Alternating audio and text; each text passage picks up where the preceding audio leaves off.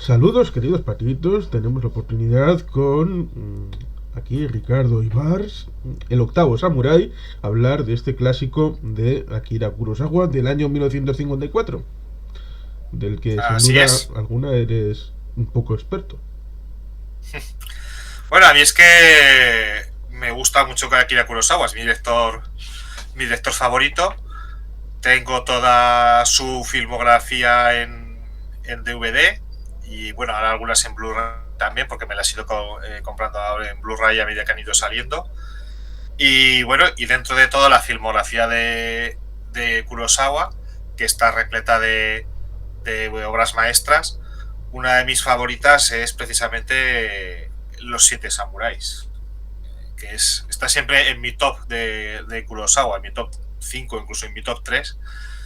Y, y bueno, para mí es una obra maestra incontestable y es una película que me encanta por muchos motivos que ahora comentaremos a lo largo de esta conversación. Que es una película que ha tenido hijos, hijos a un lado y al otro del Pacífico y en otros lugares un poco más alejados, porque la premisa es un poco universal o universalizable. Claro, es que lo bueno que tiene muchas de las historias de Kurosawa es que son... Bueno, yo creo que Kurosawa triunfó tanto en Occidente, no tanto porque fuera, como a veces le acusaban, ¿no? Sus propios pues, coetáneos o crítica coetánea de su país, de que era muy occidental. Yo es que no creo que fuera muy occidental, yo sino era muy japonés, además, para hacer cosas. Lo que pasa es que los argumentos que utilizaba sí que eran muy universales, eran fácilmente entendibles en cualquier lado. Él decía en una entrevista que lo que pasaba es que filmaba mucho para la juventud japonesa. Él quería que los jóvenes japoneses que fueran al cine, que fueran a ver películas japonesas, y claro, él procuraba que atraer a esa gente joven y que sus películas fueran muy entendibles por esa gente joven de la nueva generación del Japón de después de la Segunda Guerra Mundial y que estaban ya también un poco alejados de todas un poco la tradición japonesa y que claro, que entendiese sus películas. Y claro, el ser entendibles por el público joven japonés, pues son entendibles prácticamente por todo el mundo, porque son argumentos universales. Pero si uno, pues eso, ve Los Siete Samuráis o ve El Infierno del Odio, que la ha vuelto a ver también hace poco, o muchas otras películas que tiene, son fácilmente entendibles por todo el mundo. Luego, además, también a él le gustan ese tipo de argumentos porque era un gran conocedor de la cultura y la literatura universal y entonces, pues bueno, pues ¿qué tiene Shakespeare? Pues es que Shakespeare no solamente es entendible por los ingleses, Shakespeare también es universal, eso hace que Kurosawa lo pueda adaptar también en varias ocasiones, ¿no? En el Trono de Sangre, que adapta a Macbeth, o en Ran, que adapta al Rey Lear, y en un contexto plenamente japonés. Entonces, ¿pero por qué se puede hacer eso? Uy, se ha ido ahora. Porque son precisamente argumentos muy universales. Y este es un argumento, pues como tú dices, ¿no? Que ha tenido muchos hijos porque enseguida tuvo mucho éxito, no solo en Japón, sino también fuera de sus fronteras de Japón. Y entonces los americanos enseguida estuvieron al quite para hacer su propia versión. Se han hecho remakes en prácticamente todos los géneros, ¿no? Yo tengo por aquí, bueno, esta es la versión que tengo yo de original de Los Siete Samuráis, de Criterion, que es una edición muy buena, pero luego los americanos pues ya sacaron la famosa Los Siete Magníficos, ¿no? Que claro, Los Siete Magníficos es el título con el que se estrenó Los Siete Samuráis en... Uy, un momento, espera, que me llaman por Sí, teléfono que esto igual es el taller. Corta un momento el eh, micro. sí, ciertamente es un elemento interesante el tema de la visualización en Estados Unidos porque, como ha dicho Ricardo, en teoría tenían que la idea era transmitir la película para el público japonés, un poco como luego sucederá con el anime y el manga, pero tiene luego otras derivadas, como es el público internacional, porque al fin y al cabo los yenes son los yenes y tratar de hacer dinero siempre que se puede, pues, pero ciertamente, como luego conversaremos, pues ciertamente tiene una estructura muy de western y por tanto tuvo una cierta empatía a la hora de, primero, el primer paso, el ser publicada en escenarios occidentales y luego ser adaptada precisamente a través de esa otra película, la de 1960, 6 años después de la producción de la película que estamos hablando, como es precisamente Los Siete Magníficos, con Jules Brunel, Steve... ¿estaba Charles Bronson? ¿Estaba Steve McQueen?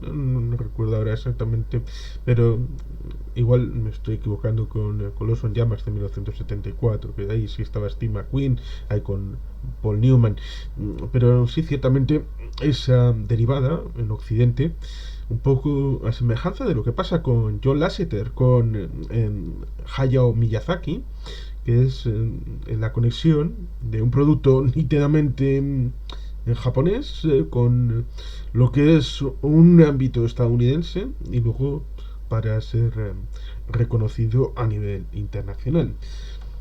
Y por tanto, ciertamente es una historia bastante accesible y por eso tuvo éxito. Uy, perdón, ya estoy de vuelta. Sí. Bueno, comentábamos eso, que los remakes, ¿no? De los Siete Samuráis, que fue Los Siete Magníficos, que se hizo pues eso, en el oeste, que Los Siete Magníficos era el título con el que se estrenó Los Siete Samuráis allí en Estados Unidos, y por eso el remake tiene este título, ¿vale? Que después hicieron muchas continuaciones, vuelven Los Siete Magníficos, un montón de continuaciones. Creo que incluso, no sé si hay una en la que salía de secundario Sancho Gracia, me parece, o sea, que hicieron varias.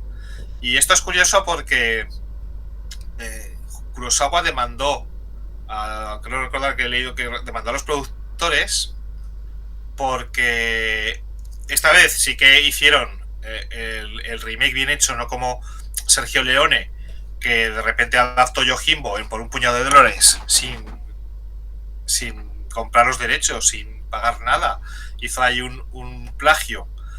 Y claro, después Kurosawa lo demandó y Leone tuvo que pagar dinero. Aquí no, aquí sí que se pagaron los derechos. Entonces aparece en los títulos de crédito de Los Siete Magníficos, aparece adaptado de una película original de Akira Kurosawa. Aparece todo bien. Pero claro, vendieron los derechos para hacer el remake, pero no para hacer secuelas. Y entonces, claro, como se hicieron no sé cuántas secuelas, pues luego también hubo una demanda de por medio y también tuvieron que pagar. ¿Vale? Pero se hizo Los Siete Magníficos, se hizo también, por ejemplo, esta película que a mí me encanta, que es Los Siete Magníficos del Espacio, que es el mismo argumento, pero pues llevado a la ciencia ficción. Exactamente igual. Tenemos también, pues por aquí yo tengo un peplum que es Siete Espartanos, que he fallecido. Luego tenemos también en dibujos animados, tenemos Bichos, que está claramente inspirada en Los Siete Samuráis. Es el mismo argumento, es unos bandidos que asaltan una aldea. En este caso, pues los bandidos son unos saltamontes que asaltan periódicamente un hormiguero. Y claro, tienen que alquilar una serie de guerreros para que les ayuden. Y bueno, pues muchos remakes. E incluso en las teleseries siempre hay muchas veces un episodio que remite a los Siete Magníficos. Por ejemplo, en el Mandaloriano, en la primera temporada, hay un episodio claramente. El 4. Exactamente. Que remite a los Siete Magníficos. Con lo cual se ha vuelto a adaptar. Y eso es porque la historia es muy, muy buena. Es una historia muy buena, muy universal y que funciona. Vamos, es un mecanismo de relojería que funciona perfectamente.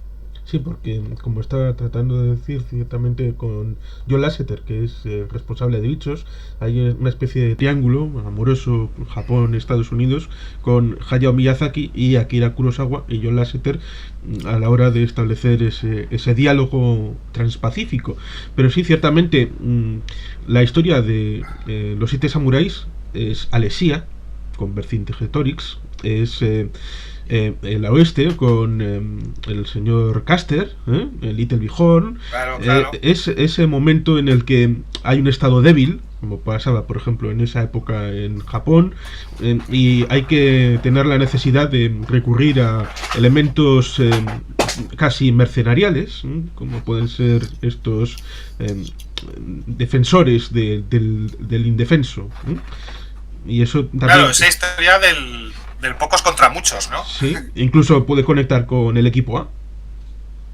Claro, sí, exactamente, que son mercenarios que se dedican a ir por ahí siempre. Mercenarios, además, lo bueno de tanto de los 7 samuráis y de esta historia es que son la gente que estos pobres desgraciados alquilan para que les defiendan. Son un equipo siempre muy variado, muy diferentes entre ellos, cada uno con su propia personalidad, muy distintos, y que tienen que unir fuerzas pues para ayudar a esta gente pobre, ¿no? Y es el pues la historia que siempre funciona, pues del pocos contra muchos, ¿no? Sobre todo cuando los pocos son los buenos y los muchos son los malos. Y entonces esa historia sí, que normalmente siempre suele acabar mal. Sí, incluso puede, a través del western, conectar con George Carpenter y el asalto a la comisaría esta del Distrito 13. Claro, el asalto a la comisaría del Distrito 13 de John Carpenter, que están todos ahí encerrados en una comisaría mientras las hordas están atacando fuera, que a su vez es un remake, y confeso, de Río Bravo. Pero claro, es que pues todos estos westerns beben mucho del cine de Akira Kurosawa. Kurosawa influyó mucho en el western, porque a su vez él también se había visto muy influido pues por John Ford y por algunas, porque le gustaba, él públicamente había declarado su admiración por John Ford, por la diligencia, y bueno, pues hay un proceso de retroalimentación. Kurosawa había visto mucho cine americano porque su hermano, creo que se llama Saigo, creo recordar, ahora no me acuerdo, su hermano trabajaba en el cine. Cuando el cine todavía era mudo, y en las primeras películas sonoras, pues en Japón tocaban música en la sala de cine, y luego había lo que llamaba un narrador. O sea, como no había doblaje, lo que había allí era un señor que les iba explicando a la gente que veía las películas lo que pasaba, ¿no? Y diciendo los diálogos y explicando la película. Y el hermano de Kurosawa trabajaba en esto, el hermano mayor. Y entonces se lo llevaba a él, cuando era pequeño, se lo llevaba a cine a que viera películas, y por eso de ahí viene la pasión de Kurosawa por el cine. Y vio mucho cine de pequeño. Entonces todo eso le empapó mucho. Y el cine que llegaba en aquel entonces a Japón, pues era mucho cine americano también. Entonces hay un proceso de retroalimentación en todo ese proceso, ¿no?, de creación. Sí, son historias que, bueno, funcionan siempre. Y claro, lo bonito de estas historias es que, pues eso, son alguien que tiene muy pocas posibilidades contra una fuerza muy superior. Aquí hay un romance muy conocido de la época medieval, que yo siempre me gusta mucho citarlo porque es muy realista, aquí con el carácter realista español, ¿no?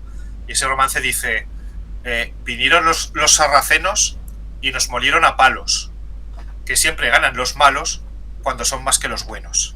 No, que Dios ayuda más a los malos cuando son que Dios ayuda a los malos cuando son más que los buenos. Entonces, claro, eso es una realidad. Tú puedes rezar a Dios, pero si los sarracenos son más que los otros, te van a dar palos. Eso es un romance de la Reconquista. Pues aquí lo mismo, ¿no? Es decir, los bandidos son muchos más mejor armados que los del pueblo, y los del pueblo solamente tienen dinero para contratar a 7 samuráis, que son muy pocos realmente. Pero claro, pues ahí está la épica del pocos contra muchos, de los que prácticamente no tienen esperanzas contra los que tienen una fuerza muy superior. Y eso es lo que hace, pues, que sea una historia muy potente, porque nos gustan las historias épicas, ¿no? De ver cómo, pues, alguien se levanta contra la injusticia, contra el opresor, y lo vence. Entonces funciona siempre. Que más allá del diálogo que tiene ese hombre sabio, el patriarca, al que van a pedir consejo, que les dice: bueno, traedme 4 samuráis, y les traen 7, y le dice: bueno, justo lo que ya estaba pensando, porque si os digo 7 igual me traéis 10 o alguno más. Claro. Pero ¿por qué 7? Bueno, eso ya no lo tengo yo muy claro. En la película, creo que en el guión al principio, no sé cuántos iban a ser, pero no tengo muy claro al final porque fueron la cifra de 7. Pero bueno, es un número que tiene mucho significado, ¿no? Entonces, queda bien. Además, lo bueno que tiene de esos 7, como he dicho, es que es un reparto muy equilibrado y, y que cada uno tiene su personalidad diferenciada y cada uno tiene su misión, ¿no? Entonces, dentro de los 7 samuráis, yo creo que además es bueno que sean un número impar porque tiene que haber uno que desequilibre y ese uno que desequilibra es el personaje de Kikuchiyo, que es el personaje de Toshiro Mifune, ¿no? Que es el que está un poco fuera de los 7 samuráis porque tiene un origen distinto, porque no es un verdadero samurái. Entonces, yo creo que la idea era que fuera un número impar por eso. Y bueno, como digo, todos son muy diferentes y además pues es un reparto de la mayoría de ellos han trabajado varias veces con Kurosawa y funciona muy bien, ¿no? Porque tenemos el samurái sabio, el líder, que es el personaje interpretado por Takashi Shimura, que es uno de los, también de los habituales de Kurosawa. Tenemos Gorobei, que es el que siempre está de buen humor. Tenemos a Kyuzo, que es el maestro de la espada, es el samurái serie, esa imagen que tenemos del samurái sobrio, canónico, ¿no? El de Miyamoto Musashi, ¿no? Es esa imagen de samurái. Luego tenemos al chico joven, y luego tenemos a Kikuchiyo, ¿no? Kikuchiyo, que es el que siempre está pues dando gritos, dando brincos, el más alocado. Un poco tarambana. Tarambana, exactamente. Pero a la vez es el que es un personaje fundamental, es el personaje sobre el que gira toda la historia. Porque cuando empezaron a hacer el guión, el primero que se contactó fue con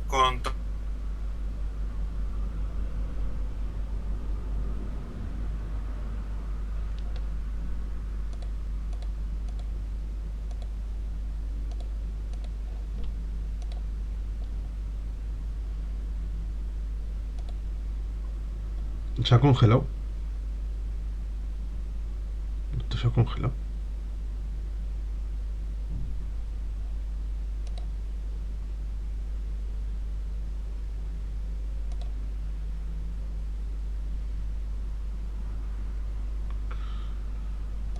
Qué raro.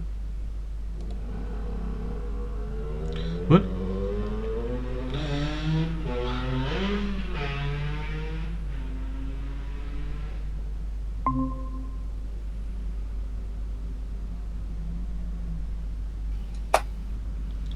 Se había congelado. Ahora, se había perdido la conexión, me ponía de red. Qué raro. Sí. Bueno. Con el primero que contactaron. Sí, eso que fue Mifune. Mifune estuvo a lo largo de todo el proceso de escritura del guión.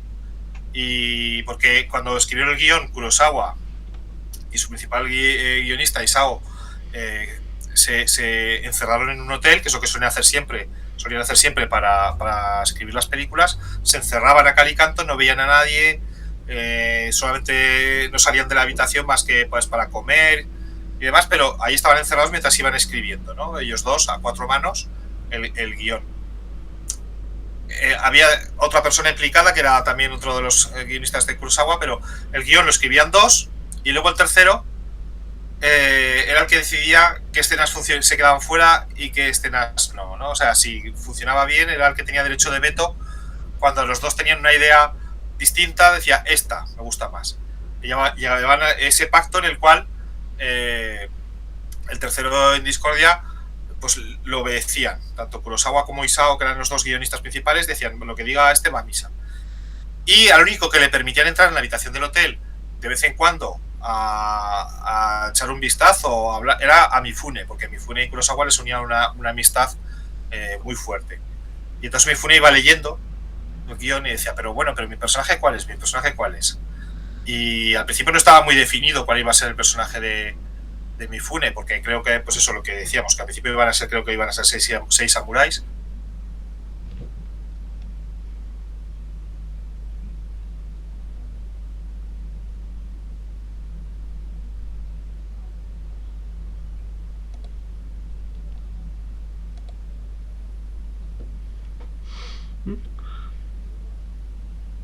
Se está yendo la conexión, no sé por qué.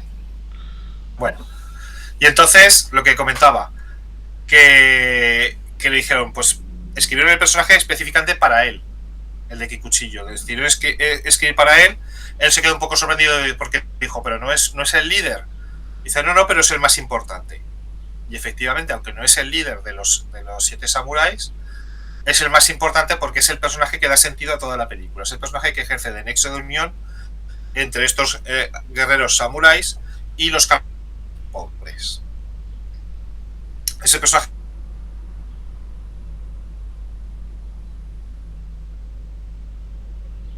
a los campesinos de los samuráis. Y era necesario que estuviera que es un samurái, falso samurái, alguien que porque es de origen campesino.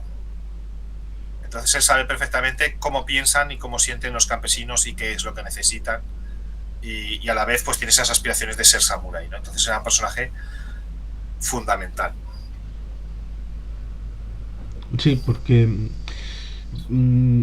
creo que en la época pues tiene significación el hecho de los campesinos y cómo trataban a los samuráis. Luego los, no sé si me estás escuchando o no, porque se ha congelado, pero eh, sí, pues está toda esta época del comienzo. Ahora te veo bien, ahora te veo bien. Es toda la época de primero la conexión con los occidentales, con los portugueses. Bueno, el primer occidental con el que trataron fue el señor Francisco de Jasso y Azpilicueta, Francisco de Xavier, Santo Navarro. En esa época pues con las guerras civiles intestinas, luego acabará con la unificación bajo el shogun, y por lo tanto es una época complicada. La existencia también de ronins, aquellos que perdían el señor y... Me llega tu sonido entrecortado. Pues no sé, yo aquí lo tengo todo cerrado salvo esto, con lo cual no, en principio aquí debería de estar bien.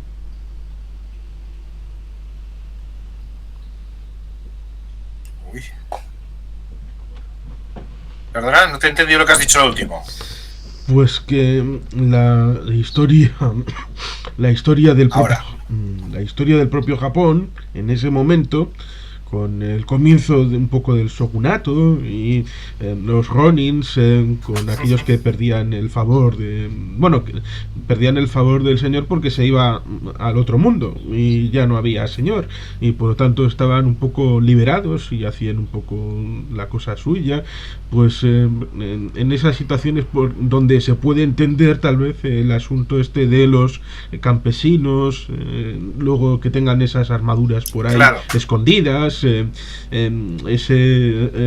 rechazo y extrañamiento entre los samuráis, hasta el punto de que cuando llegan los samuráis precisamente al pueblo, dicen, qué miedo, vamos a meternos dentro. Pero si lo sabéis contar a vosotros.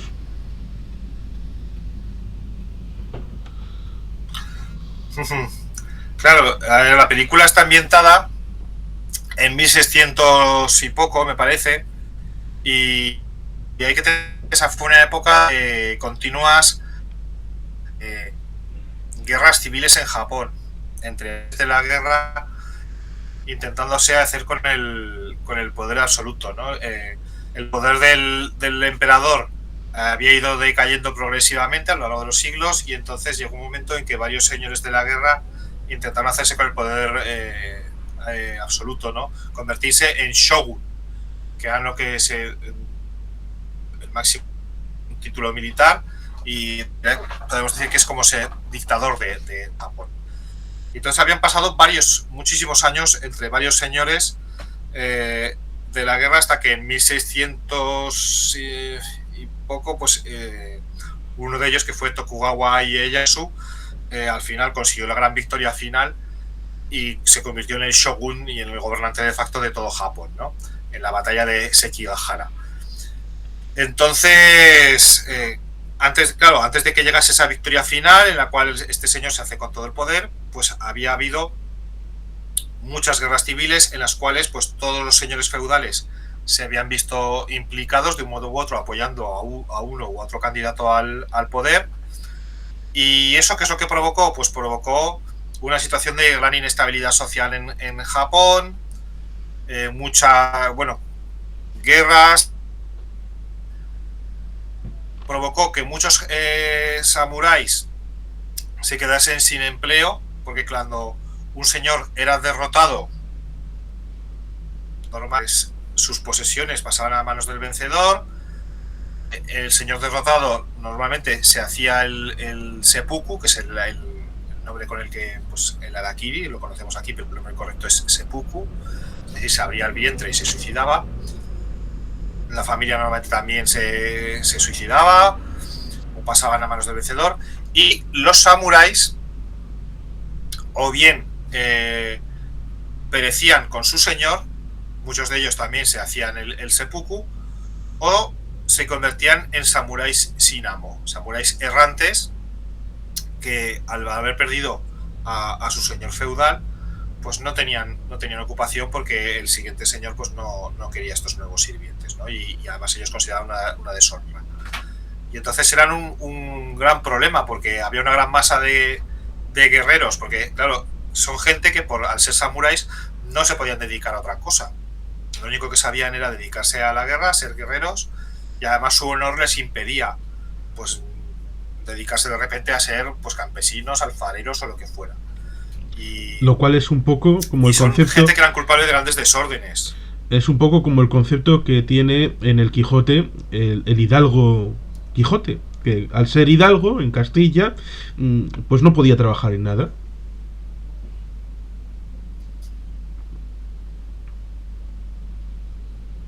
No sé si se ha congelado o he sido yo al hablar del Quijote en medio de 7 samuráis.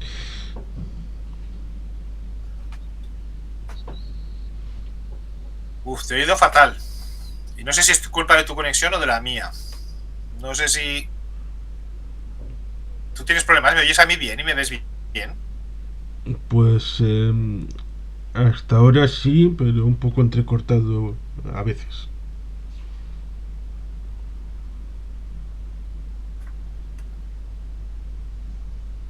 Porque te digo entrecortado, se me queda la imagen congelada.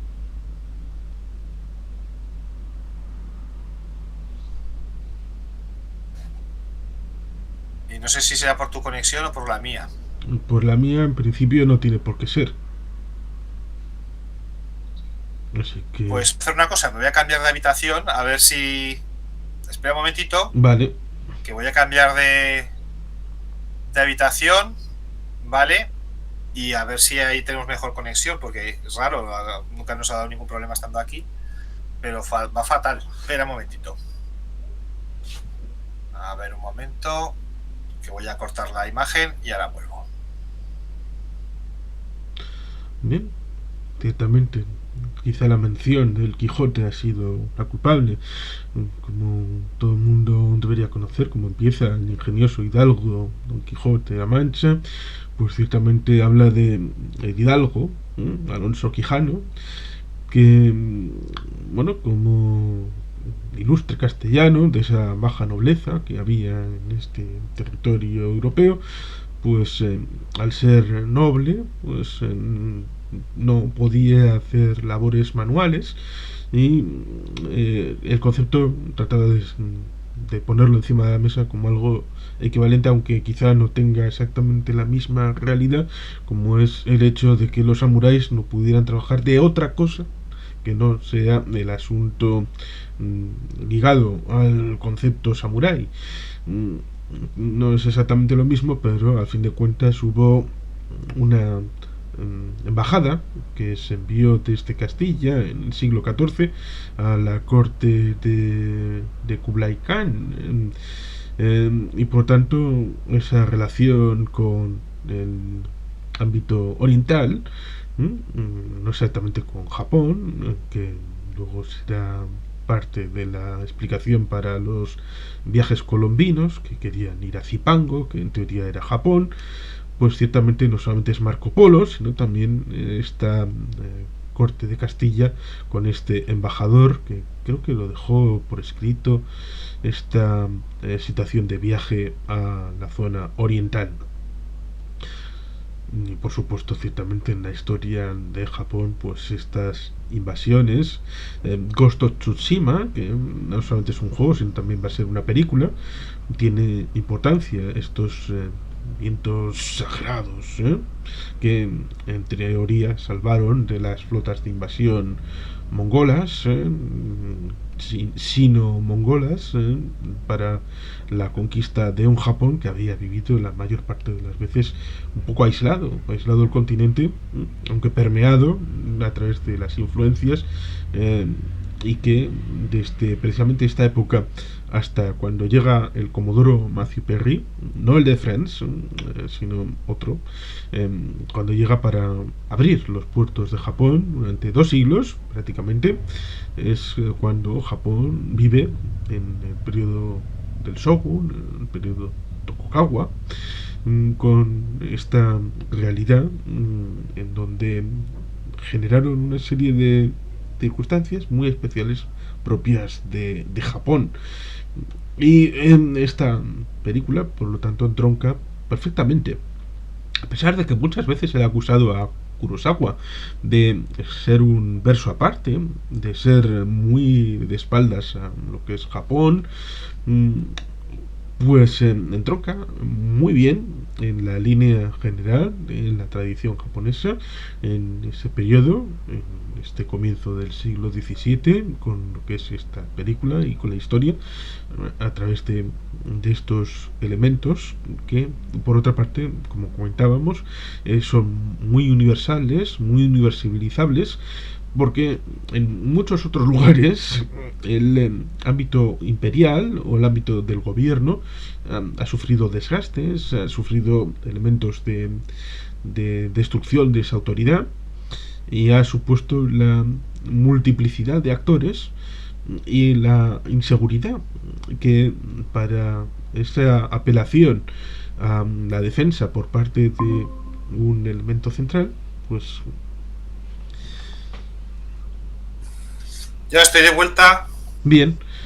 A ver si no tenemos problemas con la, no sé, con la conexión o con no sé qué pasaba. Pues espero y confío en que no. Estaba haciendo una recapitulación de este elemento, como es tan universalizable, como es precisamente el hecho de que cuando hay una destrucción del poder central y apelas al que te necesita para la defensa, pues ciertamente hay una multiplicidad de actores y ahí es donde entran los samuráis. Estos sin señor, como comentabas, pues ciertamente hay una situación en donde, bueno, pues estos samuráis, los de la película, pues cada uno tiene su propio origen. Vemos al líder al inicio de la propia película cuando hay ese secuestro en ese apartado y él haciendo un elemento que quizá no se entienda fuera, como es el de raparse la cabeza para parecer un monje, pues es un elemento que daña su propia idiosincrasia, pero por un bien mayor. Y eso también va identificando a los personajes, va poniéndoles en su justo elemento. Sí, como decimos, son samuráis que son empobrecidos, pero conservan su honor en cierta medida. Y Kurosawa lo que busca es definir rápidamente a cada personaje a través de sus acciones, ¿no? Es más que a través de los diálogos, definirlo a través de sus acciones. Entonces, al primero que realmente conocemos es a Kanbei, al primero que conocemos de los samuráis, porque en la película empieza con los campesinos, ¿no? Los campesinos que van a esa ciudad a buscar a los samuráis, se lo piden a varios, pero siempre son rechazados porque, pues bueno, los samuráis muy orgullosos lo consideran una afrenta a su honor que los campesinos les ofrezcan ir a defender a su pueblo por simplemente alimento y un poco de arroz y demás. Y al primero que vemos es a Kanbei, que va a ayudar a un niño al cual pues un bandido ha secuestrado y tiene en un granero. Y lo que hace ya da una muestra de cómo es, ¿no? Que es lo que hace es, para poder salvar al niño, monje budista se tiene que rapar la cabeza. Y ese gesto que a lo mejor, pues, si no lo sabes, no lo entiendes muy bien, pero es muy importante porque para uno de los símbolos del samurái era su coleta y su pelo, llevaban el pelo cortado de una forma muy particular, con una coleta detrás, y hacer eso era algo, pues bueno, muy complicado. Hay una escena, el que haya visto la película El último samurái con Tom Cruise, ahí se explica muy bien, ¿no? Porque hay un momento en que por ley obligan a todos los samuráis que no trabajen para el Estado a que depongan las armas y el gesto de renuncia les hacen cortarse la coleta. Y vemos como pues, a uno de los personajes de la película de Tom Cruise le obligan a pararse en medio de la calle, entre unos guardias lo agarran, le cortan la cabeza y la humillación que para esa persona supone este acto, ¿no? O sea, era una humillación realmente. Entonces que alguien, pues como Kanbei, voluntariamente decida cortar, raparse el pelo y para poder salvar a un niño, da una medida de no solamente de lo inteligente que es y lo sabio que es, sino de lo noble, ¿no? Que está dispuesto a sacrificar eso por salvar a un niño. Y por eso enseguida los campesinos ven que ese puede ser el personaje que necesitan. Y lo mismo, pues cada uno de los personajes se va a ir definiendo a través de sus acciones. Veremos también a Kyuzo, que es el maestro de la espada, que está, cuando lo vemos por primera vez, es en un duelo, ¿no? Con otro personaje que lo ha retado a ver quién de los dos es más hábil. Y al principio, pues este personaje que es un samurái, que es un experto espadachín, se baten con unas varas de bambú para no herirse. Y le dice, he ganado yo cuando he terminado el duelo. Entonces dice, no, he sido yo. Digo, que he ganado yo. Pues probemos con espadas. Y entonces el otro no quiere, le dice, si probamos con espadas, te voy a matar. Y entonces vemos también que es un personaje que es muy consciente de su habilidad, que es un profesional, que solo mata si es necesario, y ya nos ha definido con esas tres cuestiones, nos ha definido el personaje. Luego otro de los samuráis, cuando lo encontramos, está cortando leña. Entonces vemos que es un samurái también, que me dice, ¿y qué haces? Y pues aquí estoy cortando leña, ¿no? Y lo dice riéndose, es el samurái que se le alegre, es el samurái que no le importa, pues eso, pues si hay que remangarse y cortar leña para pues ganarse el sustento, pues lo hace. Entonces, a través de sus acciones va definiendo a cada uno de los personajes. Y eso está muy bien, ¿no? Y luego tiene un elemento también que lo tengo acá con el Quijote, que dices tú en el sentido de que es muy realista, ¿no? Es decir, es bajar a esos personajes míticos que eran los samuráis, que casi siempre se habían retratado en el cine japonés como los personajes de las grandes obras del kabuki y demás, ¿no? Como los personajes muy, muy altivos, muy idealizados, y los baja a tierra, hace una película realista sobre samuráis, porque el objetivo de Kurosawa al principio era hacer una película que detallase de forma realista la vida de un samurái, el día a día de la vida de un samurái. Lo que pasa es que ese proyecto pues no salió a la luz y acabó saliendo este otro, a través de una noticia que habían leído en un periódico, o sea, habían leído una noticia histórica en un libro acerca de unos samuráis que en un momento habían defendido a unos campesinos, y esa anécdota les sirvió para hacer toda la película. Porque en realidad no es una película, en realidad hay dos, ¿no? El corte original, claro, y el vendido a Occidente.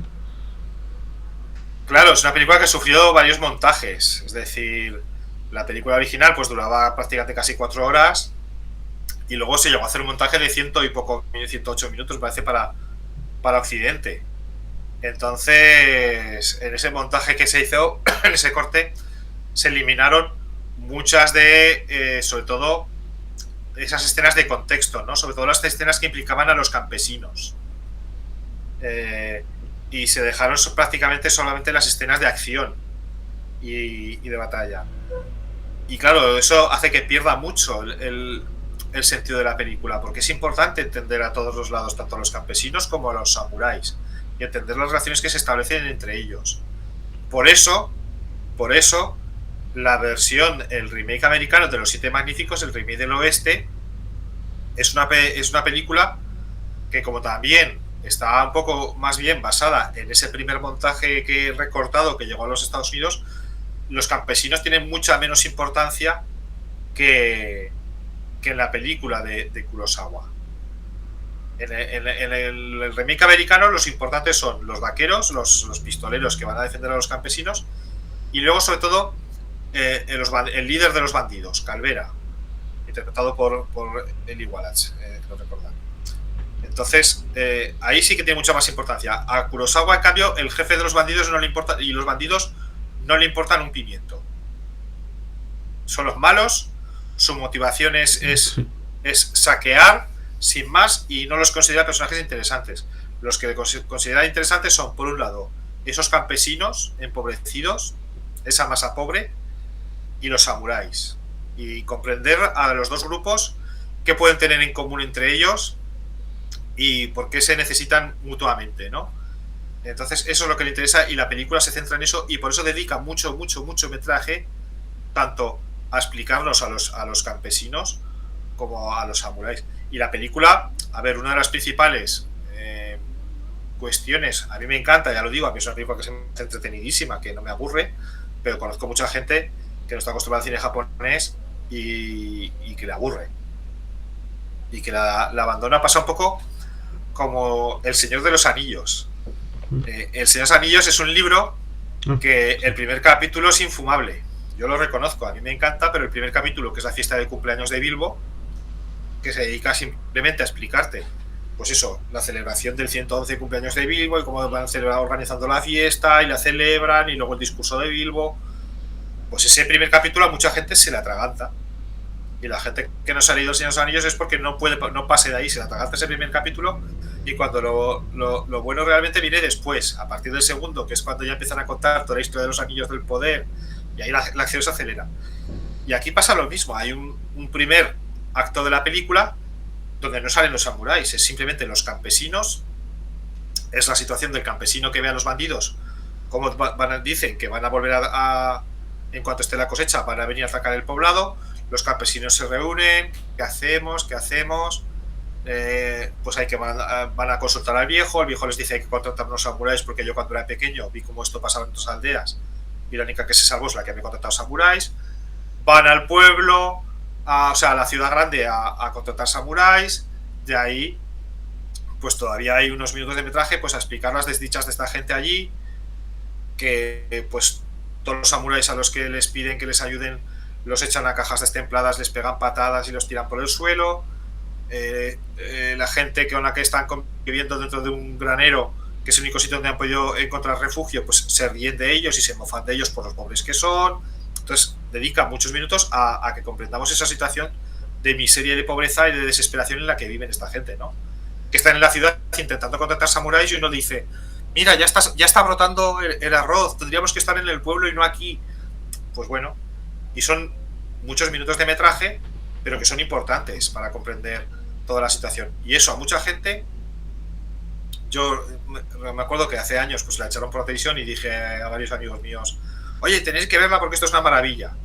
Y una amiga me contestó, esto es infumable, qué horror. Y vamos, no la termino de ver. Entonces, sí, bueno. Porque también dentro de los campesinos hay una multiplicidad de caracteres. El que le habían raptado a la mujer, otros que tenían una cierta comprensión distinta de la situación, un poco claro, alguno egoísta, de yo quiero lo mío y el resto que les den. Por lo tanto, también sí, hay sí, claro, están todos los personajes muy bien trazados, incluso los que no tienen papel, digamos, de diálogo o simplemente actúan como fondo. Pero Kurosawa y su guionista lo que hacían era preparaban perfiles biográficos de cada uno de los personajes que salen en la película. Y se los daban a leer a todos los actores. Decían, mira, este es tu personaje, esta es su vida, apréndetela. O sea, una cantidad de páginas que luego no estaban en el guión, pero que eran de trasfondo, para que todos los personajes supieran en un momento determinado cómo tenían que actuar, cuál tenía que ser su reacción y demás. Entonces, eso es un trabajo muy exhaustivo, pero luego sí que es verdad que tenemos los protagonistas y hay unos cuantos que destacan y que también están muy bien definidos, ¿no? Tenemos a Rikichi, que es el, digamos, el protagonista de los campesinos, que es el principal que propone, primero quiere luchar, es el que, digamos, que lo vemos como desde el principio como un poco más aguerrido, y que al principio no sabemos por qué, ¿no? Porque es el que propone luchar, los demás dicen, pero ¿cómo vamos a luchar? Pues sí, pues esto se tiene que acabar. Y lo vemos que tiene ahí un trasfondo de que está harto, de que es el que se quiere rebelar. Y luego, claro, luego a medida que avanza la película vamos sabiendo su historia. Vamos sabiendo su historia y sabemos que tiene, desde el principio también, sabemos que tiene una desgracia detrás. Se nos van dando pistas, eso es muy inteligente, porque le dicen, y oye, ¿tú no te has casado? Le dicen en un momento determinado y se lo toma muy mal, ¿no? O cuando el personaje de Mifune le encuentra un kimono de mujer dentro de su cabaña y le dice, ¿y esto? Y el otro, bueno, tiene una reacción furibunda y exagerada. Y luego sabemos que es porque su mujer la secuestraron los bandidos, se la llevaron con ellos y la prostituyeron. Entonces tiene ese trauma ahí y es lógico que él sea el que quiera rebelarse contra los bandidos. Pero luego tenemos dentro de los campesinos, que son todos pobres, pero incluso entre los pobres hay clases. Está Banzo, que es el campesino digamos, más egoísta, porque se supone que es el más rico dentro de los campesinos. Tiene una hija que es muy guapa y toda su preocupación es conservar lo suyo y a su hija, ¿no? Y la virtud de su hija intacta. Entonces tiene miedo tanto de los bandidos como de los samuráis. Y oye, cuando vengan, ¿qué van a hacer? Y no sé qué, y mi hija, y la hace pasar por un chico. Entonces, está ese campesino. Tenemos al anciano de la aldea, que es el anciano, que es al que todos recurren en busca de consejos, el más sabio, el que ha visto pasar toda la historia de alrededor y claro, sabe lo que hay que hacer. Tenemos al otro campesino, que es este personaje casi muy cómico, que está siempre con una cara así como de payaso triste, que digo yo, que es el que establece esta relación tan especial con Mifune, ¿no? Entonces están todos muy bien delimitados y eso es porque, claro, Kurosawa no quería hacer una película simplemente de acción sin más. Una película de peleas a espadas y de aventuras, que lo es una película de aventuras. Pero quería que todos los personajes estuvieran muy bien caracterizados, que conociéramos perfectamente a todos los personajes para que entendiéramos sus reacciones, pero también para que cuando llegasen los momentos trágicos en el que pues uno de los personajes moría o era matado por uno de los bandidos, pues que sintiéramos esa pérdida, que el espectador se implicara, ¿no? Y decía, ostras, porque es una película muy valiente en el sentido de que pues muchos protagonistas mueren, no te lo esperas, y este muere ahora, y este también. Sí, ¿Quién va a quedar al final? Es realista, porque esas cosas suceden en la verdad. Claro, antes de que Juego de Tronos pues nos enseñara que pues el protagonista de repente podía morir a las primeras de cambio, ¿no? Y se cargan atención, spoilers, si habéis visto Juego de Tronos, tapad los oídos un momento. Se cargan a Ned Stark a las primeras de cambio, pues Kurosawa ya lo había hecho en Los Siete Samuráis. Entonces, ¿no? Pues eso era parte fundamental de la película también, porque parte del heroísmo y de la filosofía samurái es el aceptar la muerte y saber enfrentarse a la muerte. Entonces era necesario que hubiera muertos, claro. Y por eso es interesante ese momento en el que le sacan una serie de armaduras y aparece precisamente el personaje de Mifune, de mira lo que me han dado, toma, aquí ya estamos pertrechados para la batalla. Los otros claro. Dicen no, va a ser que no, esto justo no.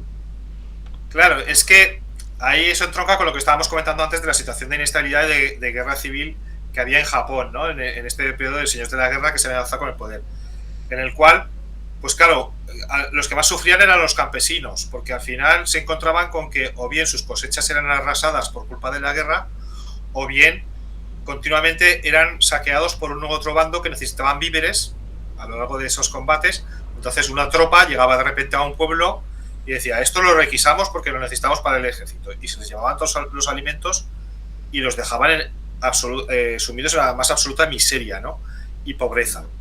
Entonces eso también se ve en alguna otra película de Kurosawa, ¿no? Como en La Fortaleza Escondida y demás. Entonces, ¿qué tenían que hacer los campesinos para sobrevivir? Es que no les quedaba otro remedio más que cuando la batalla había terminado, pues acudían al campo de batalla y despojaban a los muertos de todas sus posesiones para poder luego venderlas y sobrevivir. Entonces, y a los que encontraban muy mal heridos los remataban y se quedaban con los... O sea, cuando estaban muy mal heridos no los socorrían, sino que los remataban, pero porque eran la gente que les habían saqueado, que les habían causado la miseria y que además, pues bueno, muchos estaban ya heridos de muerte y lo que hacían era rematarlos y se quedaban con sus armaduras, con sus sables, con sus lanzas y con todo lo que tuvieran de valor para poder luego venderlo o utilizarlo, ¿no? También hay otra película que se llama Onibaba, muy famosa, El agujero, de Kaneto Shindo, es una película de corte fantástico, medio de terror japonesa, que también cuenta esta realidad, ¿no? También se ve como acaban sobre todo muchas mujeres también que se quedaban solas en las aldeas, pues cogían a estos samuráis heridos, los remataban y se quedaban con sus posesiones. Entonces, claro, hay un momento en la película que de repente el personaje de Mifune, que es el que más sabe porque ha sido campesino, aparece y dice: mira, tenemos un montón de armas y armaduras. Y entonces, claro, los campesinos, los samuráis enseguida comprenden de dónde ha salido todo eso. Esto ha salido de samuráis como nosotros, de samuráis derrotados a los que se han cargado para quitarle. Y en ese momento están a punto de dejar la misión y de irse y de no defender a los campesinos. Incluso vuelven la espalda, agachan la cabeza, se giran, ¿no? Kurosawa trabaja muy bien la puesta en escena. Y trabaja muy bien con la postura y el físico de los actores, que también a través de cómo se mueven o cómo están dentro del encuadre sepamos lo que piensan, ¿no? Y vemos como en el momento en que Kikuchiyo aparece con esas armaduras, les enseña: mira lo que tenemos aquí, y todos se giran y se agachan y le dan la espalda. Eso lo hace muy bien, por ejemplo, también en El infierno del odio, en muchas películas, ¿no? Sí, es un caso muy típico de los 12 de aquella con Henry Fonda, ¿no? Claro, 12 hombres sin piedad, exactamente. Esa escena en la que le da la espalda. La espalda. Sí, pues eso también lo hace en El infierno del odio. Y pues en El infierno del odio, que estoy también preparando una crítica, pues hay una escena en la que pues los protagonistas también, Mifune tiene un comportamiento, que ese protagonista tiene un comportamiento un poco, digamos, egoísta, y los personajes como que le dan la espalda. Y luego cuando cambia su proceder, pues al revés. Todos se giran hacia él y lo rodean. Y entonces trabaja mucho Kurosawa. Entonces esta escena que estamos comentando, las armaduras, todos, y Mifune también les da la espalda a ellos. Se gira en sentido contrario, con los brazos cruzados, y se gira. Y ya en ese momento vemos la oposición entre el resto de los samuráis, que están girados hacia y Mifune, que está girado hacia el otro lado. Vemos que no son exactamente iguales. Entonces cuando Mifune se vuelve a girar y les dice: no sabéis nada. Dice: os dicen que no tienen nada, pero tienen. Si buscáis debajo escondido, tendrán enterrado, tendrán comida y tendrán más arroz del que dicen. Y son egoístas, es verdad. Dice: pero ¿quién los ha hecho así? ¿Quién? Dice: habéis sido vosotros. Con vuestras guerras y vuestros saqueos, vosotros os habéis convertido en lo que son, con lo cual no tenéis derecho a juzgarlos. Y claro, y entonces es en ese momento cuando los samuráis de repente se dan cuenta, ¿no? Y hacen clic, digamos, y entonces es cuando efectivamente deciden implicarse al 100% con los campesinos. Y por eso el personaje de Mifune es fundamental, porque es el que logra eso, porque es el personaje que tiene un pie en ambos mundos. Es un personaje que era hijo de campesinos, suponemos que huyó de la miseria, que quiso salir de esa miseria tan absoluta en la cual habían visto vivir a sus padres, y quiso convertirse en samurái. Y entonces robó los papeles de un samurái que suponemos que o los robó o los encontró, y adoptó su personalidad y se hizo pasar por samurái. Y entonces por eso es un personaje que está entre los dos mundos, no es ni una cosa ni es la otra, pero sirve de nexo de unión. Y además una cosa que me hace mucha gracia de Mifune es que es un personaje casi, tal como está trazado, es un personaje casi de manga, de TVO manga, ¿no? Porque esas gesticulaciones que hace con la cara, que a muchos pues también les pueden parecer exageradas, Pero eso entra también mucho dentro de la tradición japonesa. Entonces, es muy de TVO manga. Uno cuando ve las mangas pone esas caras y esos ojos, y esos gestos, esos brincos que pega. E incluso la espada que lleva Mifune, que es como una katana, pero es más grande de lo normal, de lo habitual, es un espadón que lleva, casi también parece sacada de TVO manga, de algunos TVOs. Entonces hay un nexo de unión con los mangas que a mí también me gusta mucho esa película. Sí, es un poco histriónico, seguramente de manera deliberada. Claro, claro, sí, no, es que le dijeron que fuera así.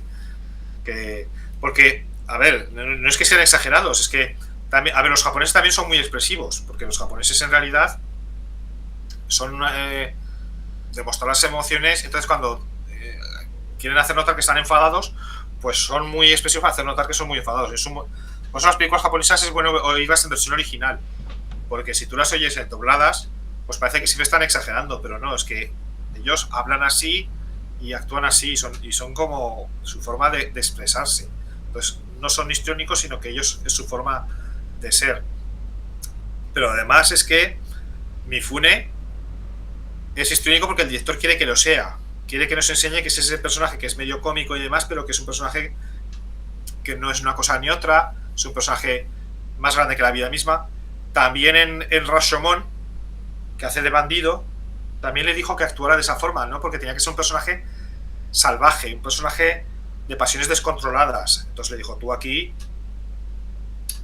exagera. Pero luego personajes, Mifune cuando quiere es un actor muy contenido. O sea, yo ahora hace poco he visto pues, El infierno del odio, que es una película de cine negro, donde interpreta a un millonario que es objeto de un secuestro. Secuestran primero, cree que ha sido su hijo, luego resulta que no, que es el hijo de su chofer, pero le obligan a pagar una fortuna que le va a dejar subido en la pobreza, y es una interpretación nada histriónica, es una interpretación súper contenida, donde lo dice todo con la mirada, con su postura corporal, con muy poco diálogo, y realmente, o en Barbarroja, ¿no? Que es un personaje que hace de médico, una película que hace de médico, una película muy humanista, y también es una interpretación totalmente alejada, nada histriónica, totalmente distinta. Es decir, que tenía muchos registros, y cuando lo vemos así como más exagerado es porque Kurosawa quería que actuase así, porque quería también que nos mostrase algunas cosas, ¿no? Sí, que ciertamente igual lo que quería era contrastar esas dos realidades cuando la escena, porque en un momento dado, y esto es muy agradable y lo han copiado otros, el plano este de, bueno, vamos a situar la aldea, dónde están las cosas, y así, tú ya sabes luego cuando están en este lado, pues ya sabes dónde están, por aquí, por allí, y dice, bueno, pues estas casas pues están fuera porque la planificación nos dice que esto no podemos defenderlo, y el molino este tampoco. Y luego pues van precisamente porque los que están en el molino, pues ¿cómo vas a dejar que se mueran? Y precisamente esa escena, bueno, más bien secuencia en el río, precisamente con el personaje de Kikuchiyo, y por tanto para contrastar, supongo, ese histrionismo con luego ese elemento más intimista, precisamente trágico, a confesar ahí de esto es lo que yo viví, justo esto.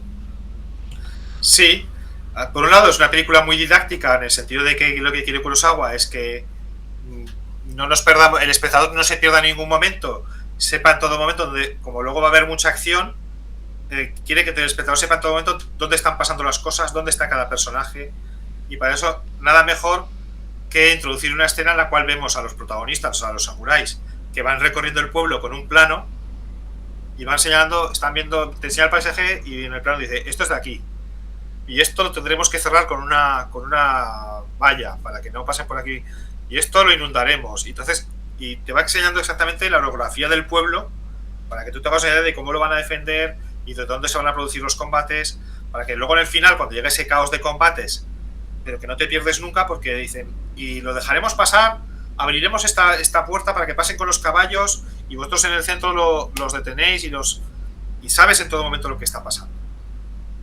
Y en esa escena, como tú dices, en esa secuencia, vemos que hay unas casas que quedan un poquito más alejadas porque están al otro lado del río y que no las van a poder defender de ninguna manera. Entonces hay que quemarlas y para que no supongan tampoco un refugio para los bandidos. y entre una de esas casas está el molino, que es donde vive el anciano. Y entonces el anciano, que claro, ya como es tan viejo, pues le da igual morir. Dice, yo lo que no voy a hacer es abandonar a estas alturas mi casa. Yo pues si tengo que morir, moriré aquí, que ya he vivido muchos años. Y se queda. Y van a buscarlo. Cuando ya atacan los bandidos, van hasta allí, su hijo y su nuera con el nieto, y tienen que acudir los samuráis a salvarlos. Y solamente pueden salvar al niño, al bebé. Y entonces es cuando ya acabamos de conocer toda la historia del personaje de Mifune, ¿no? De decir, yo fui como este niño. Dice, yo también me pasó esto. Entonces, claro, ahí ya entendemos toda la historia. Es decir, Kurosawa nos va dando pistas, igual que nos ha ido dando pistas de lo que le había pasado al campesino Rikichi con su mujer, hasta que al final logramos descubrir toda la historia. Entonces, decimos, entendemos. Pues con Mifune también nos va dando pistas. Sabemos desde el principio, dices, que este papel que dice que eres un samurái lo has robado, porque aquí dice que tienes 13 años y tú obviamente no tienes 13 años. Sabemos que no eres quien dices que eres. Sabemos después que probablemente eres de origen campesino, porque entiendes perfectamente a los campesinos y sabes cómo actúan. Y al final ya sabemos por qué decidiste cambiar de vida, porque te quedaste huérfano muy pequeño. Entonces va dando pistas para que al final, entonces es un guión estupendamente construido, ¿no? Y a la vez, pues bueno, y es un guión, pues lo que digo, que es perfectamente didáctico, porque en todo momento sabes dónde estás, la batalla donde tiene lugar, que es un pueblo que se construyó ad hoc para eso. O sea, se construyó ese pueblo para hacer la película, se construyó todas las casas, todas las cabañas. O sea, una película muy cara, una película que se tardó un año en rodarse, y con unas condiciones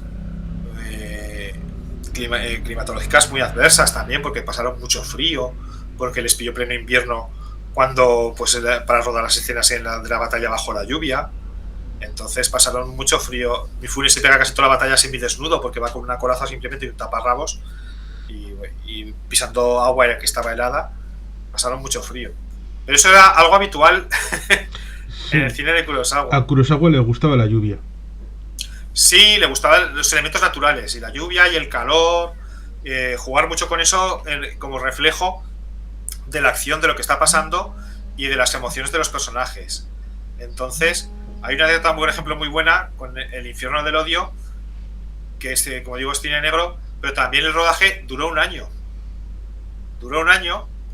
Y contaba uno de los actores que dice, pues es una película en la cual se supone que transcurre en verano, en la época de más calor del año, ¿no? Que tienen que estar a 40 y pico grados, y todos los personajes están en todo momento sudando, todos los personajes sudan mucho y secándose y demás. Y claro, uno de los actores, uno del que hace de malvado en la película, dice, yo pensé que rodaríamos en verano. Como la película duró casi todo un año, pues que todas estas escenas se rodarían en verano, y las rodaron en invierno, ¿no? En pleno invierno, y tenían que fingir todos los personajes en manga corta y fingiendo que están sudando, y les tenían que rociar con agua para fingir para el sudor. Y entonces dice, y en un momento determinado le dijo a Kurosawa, oye, ¿y esto no lo podíamos haber rodado en verano? Dice, no, pero dice, es que si lo hubiéramos rodado en verano, dice, no os hubierais tenido que esforzar por simular el calor. Lo hubieras dado ya por hecho y la interpretación no hubiera sido tan realista. Dice, al rodarlo al invierno y con frío, dice, tenéis que interpretar que estáis pasando calor. Tenéis que ser conscientes de... Y entonces, lo que buscaba era una interpretación más realista, más consciente, digamos, porque si tú ya estás sudando, si tú ya estás pasando, no tienes que interpretar. Entonces decía, pero yo quiero algo más. Yo quiero un nivel más. Entonces dices, pues no, quiero que con frío y que tú estés ahí y estés todo el rato quitándote y pasando y haciendo así con la camisa, y todas esas escenas de tanto calor del infierno de hoy se rodaron en invierno, con un frío que pelaba. Y sin embargo en la película, tú ves la película y es que tú como espectador pasas calor de esa gente. Es la diferencia entre lo que se hacía habitualmente de rodar en estudio y luego acabar rodando en exteriores. Claro, claro, pues eran películas muy caras y que pues suponían un gran riesgo para los estudios. Lo que pasa es que Kurosawa pues tenía un poco de carta blanca porque ya había dado muestras de que era un director de sus películas, a ver, se contaban por éxitos, se vendía muy bien en el extranjero, tenía mucho éxito en el extranjero. Kurosawa, cuando rodó Los Siete Samuráis, ya había dado el pelotazo con Rashomon, que había ido a Venecia, había ganado, y los Oscars y tal también. Pero claro, aún así, pues todo eso suponía un coste enorme. Y esos rodajes tan largos de un año, pues también, y a Kurosawa temía que le quitasen la película, que en un momento determinado los productores decidiesen apartarlo a él del rodaje y poner a un sustituto. Y por eso rodó la película un poco en las secuencias en orden cronológico, a como aparece en la película, porque él decía, solamente yo voy a poder rodar este final. Es un final tan de batalla, tan complicado, que otro no lo va a poder hacer igual, y los productores lo saben. Entonces, si quieren que la película se termine bien, me tendrán que mantener. Y dejó el rodaje de toda la parte final de la batalla hasta el final, o sea, toda la parte de la batalla, que es la última parte de la película, la dejó para el final del rodaje. Porque como me diría un poco de presión, dice, no sé a qué se les ocurra que ruede lo más importante, que es la batalla al principio, y estos, como ya tienen la batalla hecha, que es lo más espectacular de la película y lo más interesante, cojan ahora, me echen y me sustituyan por otro director. Y sí, se lo guardó al final porque se pasaron de presupuesto, se pasaron de tiempo. Kurosawa estuvo también ingresado en el hospital por una crisis de estas también que tenía de vez en cuando. Sí, pasaron un montón de dificultades para rodar la película. ¿Se estiraba eso de cambiar el director? Sí, o sea, en Japón en aquella época sí, o sea, si no funcionaba, o sea, si veían que la película tal, oye, cojo y que la termine que tú no estás dando rendimiento. Eso en la Toho y en estos estudios, porque pasaba como en Estados Unidos, que el estudio era lo máximo, no era la época de las grandes productoras, como en Estados Unidos estaba la Metro, estaba la Paramount, y entonces era el estudio el dueño de la película, y en un momento determinado pues podía decidir que quitaba a un director y ponía otro, o pasó pues por ejemplo en Lo que el viento se llevó, o pasó en muchas. Y de hecho la única vez que le pasó a Kurosawa, que fue en Estados Unidos, cuando lo llamaron para rodar Tora, y la empezó a rodar Kurosawa, y al tiempo, y como pues no entendían esta forma de actuar, esta forma de rodar y demás, lo despidieron y lo echaron, y lo cambiaron de director, pusieron a Richard Fleischer y demás. Y entonces pues Kurosawa, para él esto fue una humillación, y fue una de las cosas que le llevó a ese estado de depresión que acabaron en un intento de suicidio, ¿no? Sí, porque Tora fue de 1970. Sí. Y fue. Y ya hubo un intento de suicidio precisamente antes del Su Sala, que es del 75. Claro, es que fue justo. Fue después de Tora. Es decir, digamos que fue este fiasco, este fracaso de que lo llamaran a Estados Unidos a una gran superproducción sobre la Segunda Guerra Mundial, pues con el gran Akira Kurosawa, él acude allí en plan de director estrella, y que al tiempo de rodaje pues de repente le decían que lo despedían y lo echaban. Para él esto fue terrible, y luego ya pues se encontró al volver a Japón con una serie de dificultades, porque esto allí también fue muy sonado, y se encontró con que no encontraba financiación para sus películas, porque también decidió montar una productora propia junto con otros dos directores para hacer varias películas, una de cada director, y la primera película que hicieron esta nueva productora fue suya, que era Dodescaden, que es una película en color y que es una buenísima película, pero que fue un fracaso. Fue un fracaso porque es una película que trata un tema muy duro, porque es la vida de unos pobres desarrapados que viven en un vertedero. Y te cuentan las historias de varios personajes que viven en este vertedero, y el protagonista es un chico que vive en un mundo de fantasía, que se imagina que es un maquinista de tren, y es una película que visualmente es en color, Es la primera que hace Kurosawa en color y es fabulosa, tiene una fotografía maravillosa y preciosa, pero claro, es un tema muy duro, no deja de ser una película que transcurre en un vertedero y la gente no la recibió muy bien. Y entonces esto hizo que la película fuera un fracaso, que esa asociación que había hecho con otros 2 directores se disolviera esa productora que había creado y no rodaran más películas, y que a partir de ahí Kurosawa ya encontrará muchas dificultades para financiar sus restantes películas. Se encontró con que no podía dirigir, que también se había peleado unos años antes con Mifune a raíz del rodaje de Barbarroja y se habían separado como pareja artística, digamos, y todo eso lo llevó a una depresión. Parece ser que Kurosawa también era tendente a caer en estados depresivos de vez en cuando y lo llevó a una gran depresión, que al final lo llevó a un intento, después de una borrachera, después de haber estado bebiendo mucho, que Kurosawa también era un gran bebedor, pues después de una borrachera se intentó cortar las venas y porque lo encontraron a tiempo, lo llevaron al hospital y le salvaron la vida. Pero sí, o sea, hasta esta situación. Y entonces, pues cuando la noticia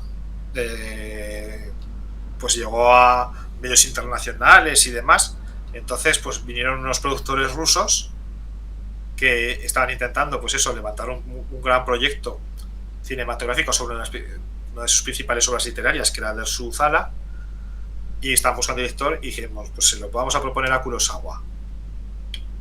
Y esa fue su tabla de salvación, porque le propusieron Dersu Uzala, Kurosawa volvió a rodar. Kurosawa había dicho, cuando le ofrecieron escribir sus memorias, que tiene sus memorias, y él dijo que su vida eran sus películas, que todo lo que él quería contar ya estaba en sus películas. Dice, si coges mi vida y quitas mis películas, dice, lo que queda es cero. O sea, era la visión que él tenía de sí mismo y de su vida. Por lo cual, en el momento en que no le dejaban rodar, era como si lo mataran. O sea, él sentía que su vida no tenía sentido. Y por eso se intentó suicidar. Gracias a los rusos volvió a rodar de Uzala y ahí salió de esa depresión. Y después de los rusos, pues vinieron Coppola y Lucas, que le ofrecieron financiación también con algunos para rodar Kagemusha, La sombra del guerrero. Luego también Serge Silverman y algunos productores que eran franceses le ofrecieron financiación para rodar Run. Scorsese también intervino para ayudarle a rodar Los sueños, es decir, que hubo mucho capital extranjero que a partir de ahí se implicó para que se pudiera seguir rodando, y a raíz de ahí pues sigue haciendo pues un montón de obras maravillosas, porque fíjate, después de ese intento de suicidio, pues lo que estamos hablando, vino Dersu Uzala, Kagemusha, Run, Los sueños, Madara Yayo, o sea, un montón de películas que son maravillosas, que se hubieran perdido, no jamás hubiera podido disfrutar de ellas si se hubiera suicidado, ¿no? Si ese suicidio hubiera llegado a término. O sea, que le quedaba todavía mucho y bueno por decir. Sí, porque luego al final del siglo lo volvió a intentar y ahí sí lo consiguió. ¿El qué? ¿Suicidarse? Sí. No, se suicidó en el 98-99, igual estoy equivocado. Yo creo que no, murió de muerte natural. El único intento de suicidio que él tuvo fue ese, creo recordar. Pero entonces, ¿por qué se desligó de Mifune? Una relación tormentosa que acabó mal. A ver, no es que tuviera una relación, se entendía muy bien. O dos egos que acabaran por chocar como estaba predestinado.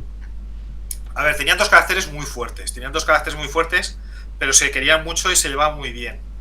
Lo que pasa es que el rodaje de Barbarroja, que fue muy intenso, que es una película estupenda, donde Mifune hace de un médico en la era de Meiji, y un médico que se dedica sobre todo a curar trabajar en un hospital de pobres. Es una película preciosa, pero es otra película que también se extendió mucho en el tiempo.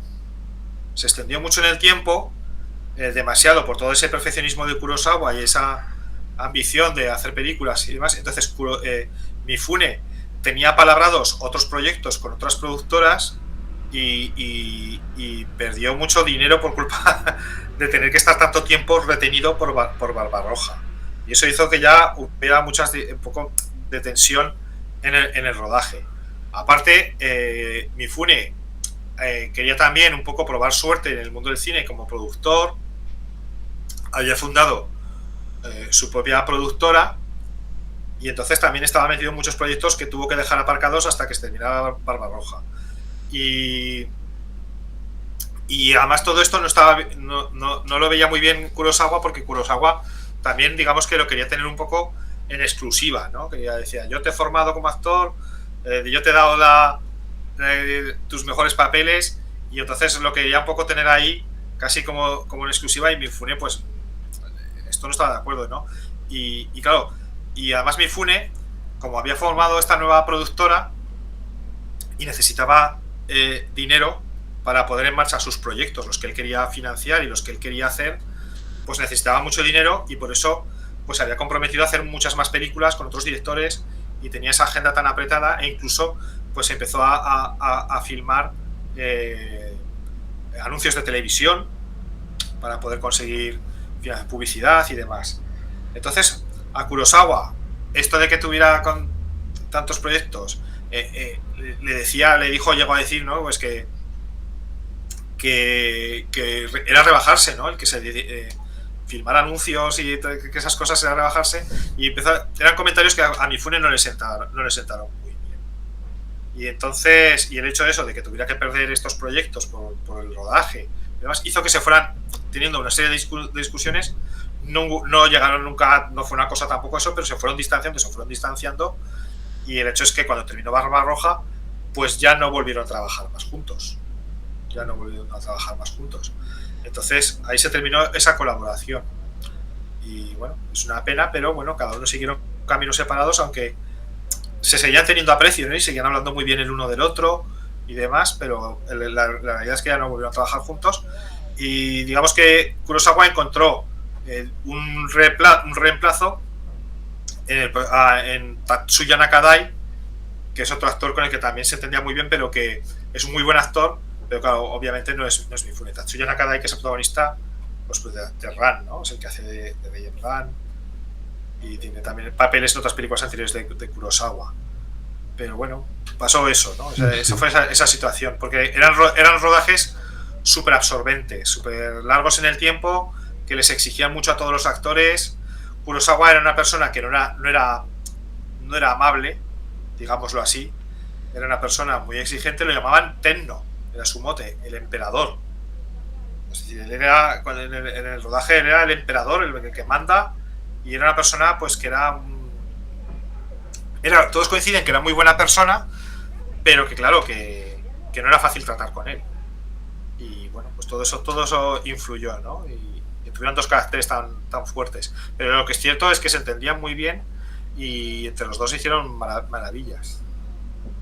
De Los Siete Samuráis resulta curioso un pequeño detalle contextual, porque estamos hablando de 1954, y precisamente en Vietnam sucede la derrota francesa en Dien Bien Phu, lo cual también es un cerco y gente alrededor, y seguro que al ser un rodaje de un año coincidieron temporalmente el rodaje con la derrota francesa, lo cual es paradójico y curioso.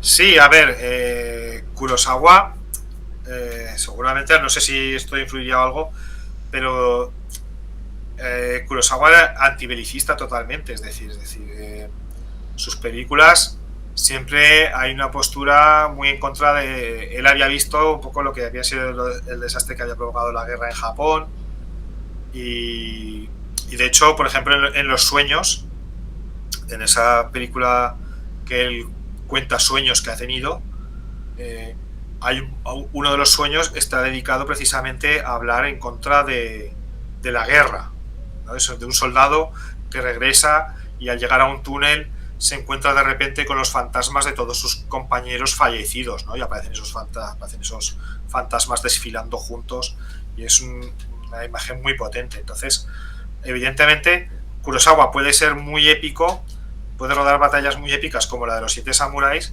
pero evidentemente son muy desmitificadoras. Él lo que quiere es que veamos el sufrimiento, el barro, la muerte, que todo eso lleva consigo. Por eso la película termina con los túmulos de los samuráis fallecidos, ¿no? Y el mensaje final de la película dice: al final, los que ganan son ellos, ¿no? Para dice, nosotros perdemos, porque hemos vuelto a ser derrotados, dice Campbell. Porque en definitiva, solo puedes perder. En la guerra solo puedes perder. Y el que gana es el que la vida sigue. Entonces, esos samuráis que al final lo que hacen es retomar su labor de la cosecha y volver a plantar, y la vida sigue para ellos, son los que al final acaban ganando. Entonces, seguro que toda esa situación de la guerra en Vietnam, de lo que había asumido Japón en la Segunda Guerra Mundial, influye, porque aparece también en otras películas de Kurosawa, ¿no? Tiene otra película, ahora no me acuerdo cómo se titula, que habla también de las consecuencias de Hiroshima, ¿no? También con Mifune. Entonces, todo eso está muy, muy dentro de su cine. No me refería en influir dentro de la película, sino en el hecho de que la gente que tenía que ir al cine para poder hacerla veía en los periódicos: mira lo que está pasando en Vietnam, y mira los 7 samuráis, lo cual, sí, no, si todo eso estaba en el ambiente de la época, o sea, todo eso estaba en el ambiente de la época, y probablemente sí influiría de alguna manera, eso está claro. Y que ciertamente la guerra para Japón resultó algo tremendamente complicado y complejo. Pues sí, o sea, es que me voy a silenciar un poco, no sé si... Espera un segundo. Sí. ¿Sí? ¿Alguno? Sí, estoy ocupado. Hablando con alguien. Hablando con alguien. Para mi canal de YouTube. Pues son aquí.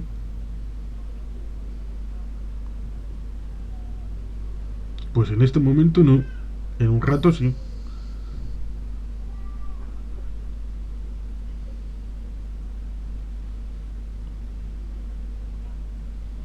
Pues igual sí. Quiero verte.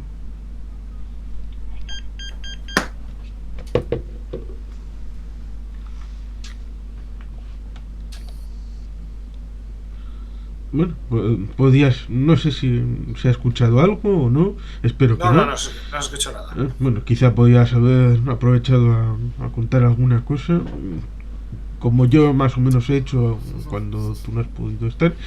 Pero sí, ciertamente ese mundo después de la Segunda Guerra Mundial influyó bastante en el cine japonés, con muchas de las tramas que al final, pues en 1960 fue cuando tuvieron...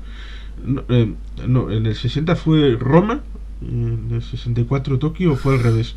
Bueno, tuvieron los Juegos Olímpicos, que fue otra vez volver a presentarse al mundo, de hemos vuelto, y ciertamente fue un periodo complicado, los años 50 para Japón.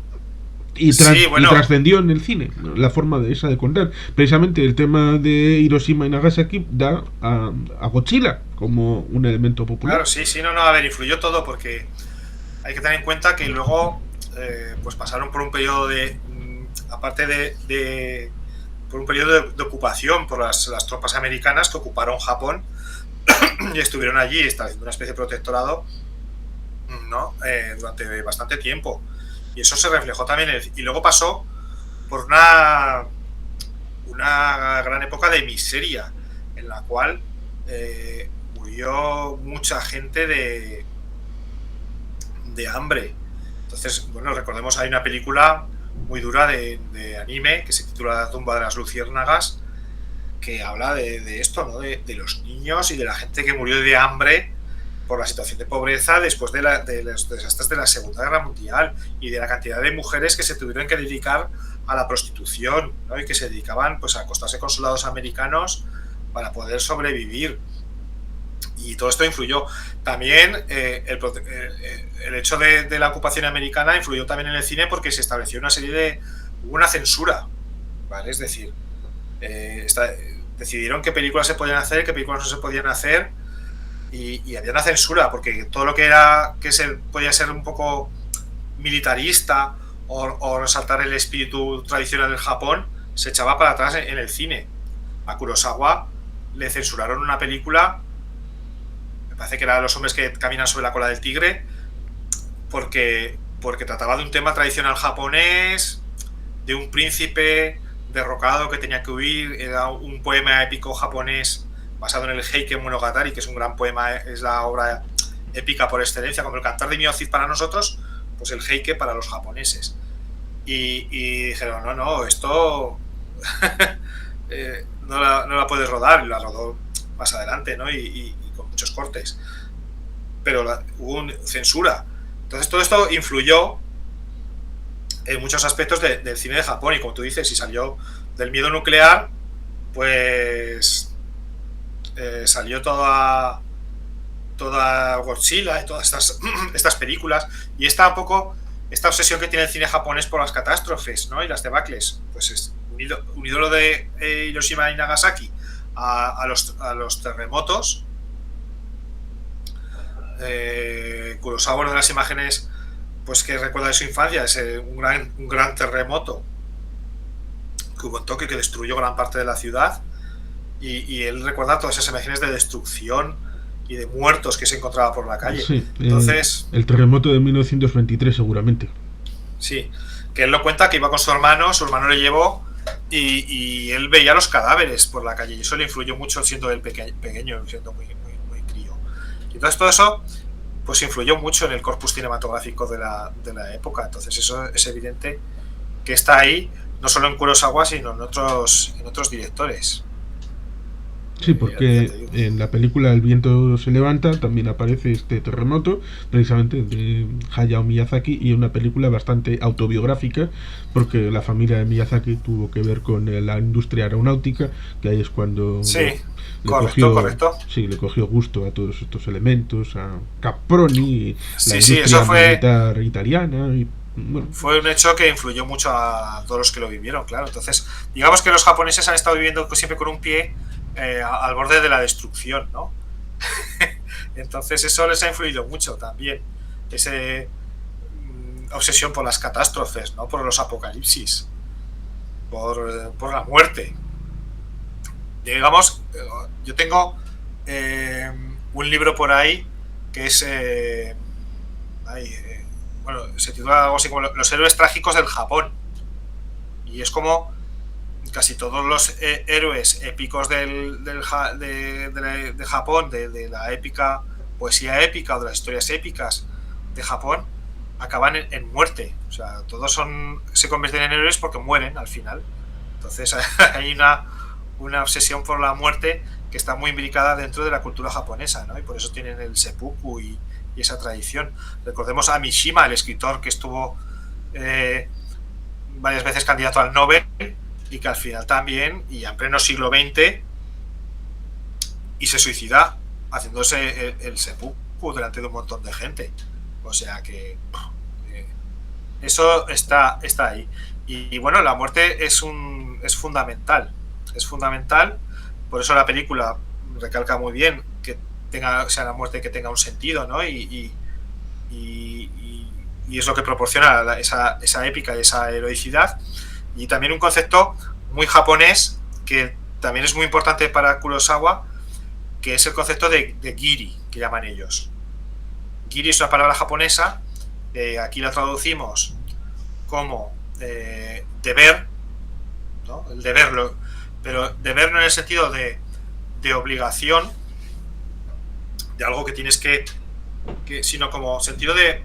Es una obligación moral, más bien, ¿no? Una especie de responsabilidad moral. Entonces, los personajes muchas veces actúan movidos por este giri, que es esa responsabilidad moral hacia sí mismos y hacia los demás.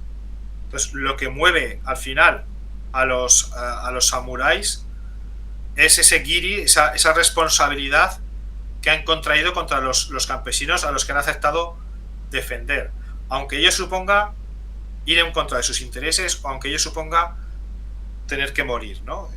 Es ese concepto de esa deuda que tú contraes y que tienes que pagar sí o sí porque es tu obligación, pero no porque nadie te obligue o porque, sino es una cuestión más bien moral, de moral personal.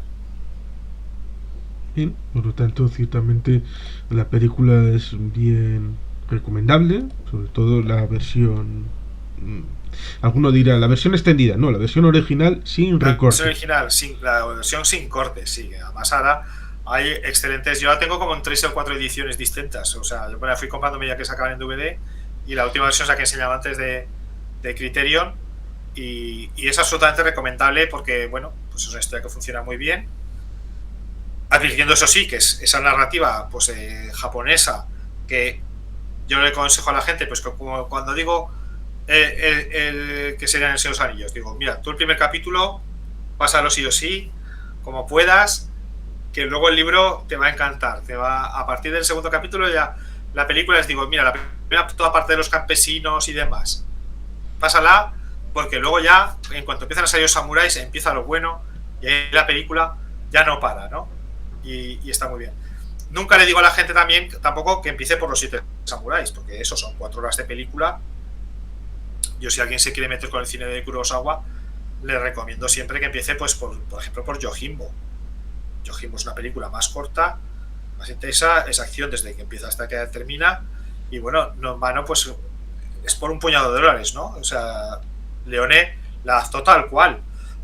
O sea, cogió la historia y tal cual la cambió, katanas por pistolas y los trajes de samurái por trajes vaqueros y con sombrero vaquero, pero es la misma historia.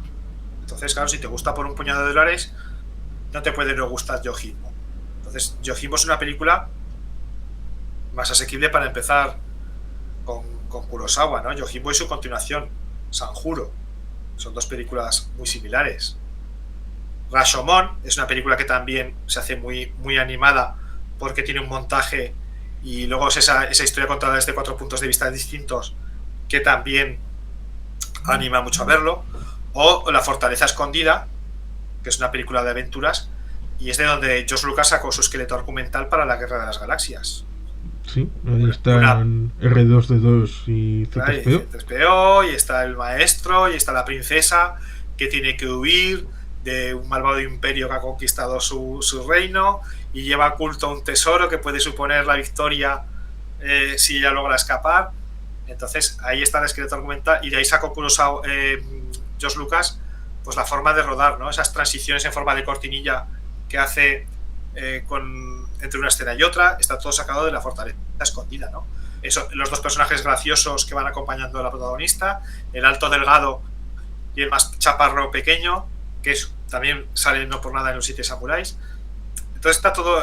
Yo recomiendo a lo mejor empezar por esas películas antes que por los 7 samuráis, que se puede hacer un poco más dura que ver, sobre todo por esa duración de casi 4 horas. Pero luego, una vez que ya estás metido dentro del cine de Kurosawa, pues a mí es que es una película, me la he visto varias veces, me la sé prácticamente de memoria y a mí me atrapa desde principio a fin, ¿no? Desde que empieza con ese plano tan John Ford y tan del oeste, empieza con una cabalgata, se ve una loma y casi a contraluz y se ve una fila de jinetes que van cabalgando y pasando con el ruido, que son los bandidos, ¿no? Y llegan a lo alto de la loma y miran hacia abajo y hacia abajo está el pueblo. Y entonces dicen, ¿los atacamos? Y dicen, no, que en estos momentos no tendrán nada. Volveremos cuando hayan hecho la cosecha y entonces les arrebataremos todo. Y se van. Y en ese momento en que se van, vemos que debajo de unas ramas, que esas ramas no eran unas ramas, era un hato de leña que llevaba un campesino que se levanta y que no lo han visto y que lo ha escuchado todo. Y no, y vemos su cara de terror y cómo baja corriendo hacia el pueblo.